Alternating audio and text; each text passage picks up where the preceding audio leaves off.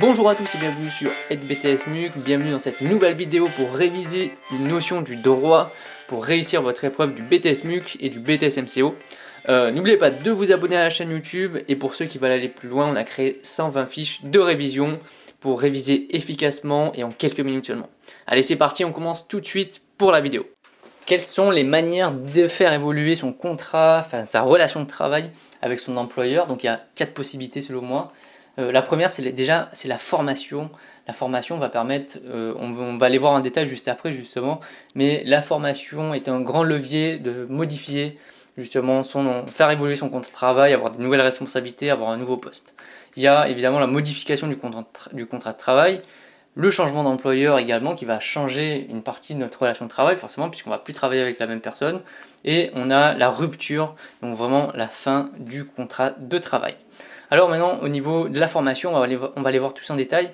On a ce qu'on appelle un devoir d'employabilité, donc c'est-à-dire qu'il va falloir maintenir les compétences du salarié à jour pour qu'il puisse être au goût du jour justement des compétences de son secteur d'activité qui évolue avec le temps. Donc par exemple, avant, dans certains métiers, le digital n'était pas présent, maintenant il est présent, donc il faut former ses employés pour qu'ils soient sensibilisés à ces différents outils et qu'ils soient compétents pour pouvoir les utiliser, pour que si jamais un jour ils veulent postuler à un poste similaire dans une autre entreprise, ils aient les compétences suffisantes. Donc c'est le devoir d'employabilité. Donc la formation, vous avez un plan de formation qui est mis au niveau de l'entreprise annuellement, donc qui liste l'ensemble des formations proposées par l'entreprise. Vous avez un compte personnel de formation, donc c'est un compte qui est personnel à chaque personne et où des heures sont créditées justement chaque année. Donc les premières années, c'est 24 heures qui sont créditées dessus et ensuite c'est pendant 5 ans il me semble, et après c'est 12 heures par an supplémentaires jusqu'à un certain seuil, je crois que c'est 150 heures. Donc le compte personnel de formation permet justement de suivre les formations du plan de formation que l'on souhaite. Et vous avez aussi le congé individuel de formation, donc le CIF. Donc on a un peu justement être absent de son poste, on va maintenir notre salaire, mais on va pouvoir suivre une formation de notre choix. Donc là, c'est souvent dans le cadre des reconversions professionnelles. Il faut un certain nombre d'années, de mois d'ancienneté dans l'entreprise pour prendre ce CIF justement, et ça permet de s'absenter jusqu'à 1 an renouvelable, donc 2 ans de son entreprise pour notamment créer son entreprise ou suivre des formations pour pouvoir avoir une reconversion professionnelle. Et vous avez la VAE, donc validation des acquis par l'expérience, qui est vraiment beaucoup réalisé notamment depuis pas mal de temps. Donc le but c'est une personne dans l'entreprise qui a un certain savoir-faire, une expérience professionnelle assez importante, qui va pouvoir justement construire un dossier pour pouvoir acquérir un diplôme, donc un bac plus 2, un bac plus 3, un master, voire plus, en faisant valoir son expérience professionnelle. Donc il va devoir constituer un dossier qu'il va devoir soutenir à l'oral pour montrer qu'il a ses différentes compétences, et à l'issue de cette VAE, il aura son diplôme. Concernant la modification du contrat de travail, donc il y a 2 types. Déjà, il y a la modification du contrat de travail, effectivement, c'est lorsqu'il y a un élément essentiel qui change dans le contrat de travail.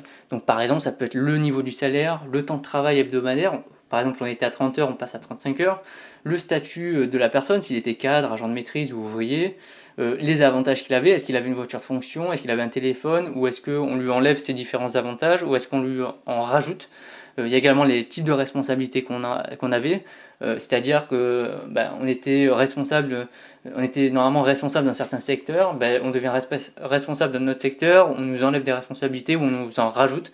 Il faut pour ça en tout cas qu'il y ait un accord bilatéral, donc un accord entre l'employeur et l'employé qui soit commun. L'employeur ne peut pas vous obliger justement à modifier ce contrat de travail si c'est un élément essentiel.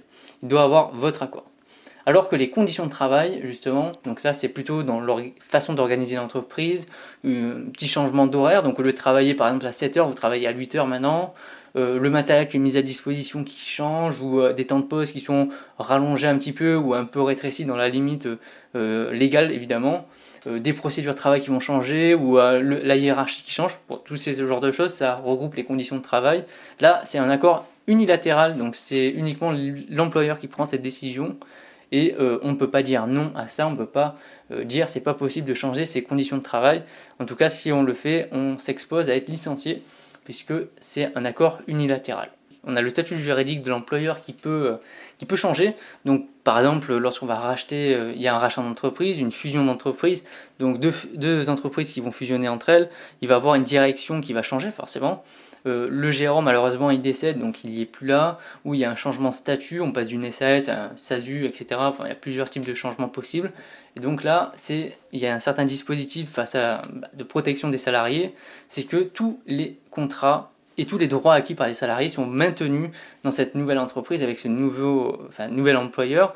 En tout cas, à la passation, il ne peut pas dire je reprends que 50% des emplois, c'est pas possible. Il va tout reprendre entièrement et après bon, il faudra ces différentes stratégies quand il sera mis en place. Merci à tous d'avoir regardé cette vidéo. N'oubliez pas de vous abonner évidemment à la chaîne et de venir sur notre site pour avoir les 120 fiches de révision. Allez, à bientôt!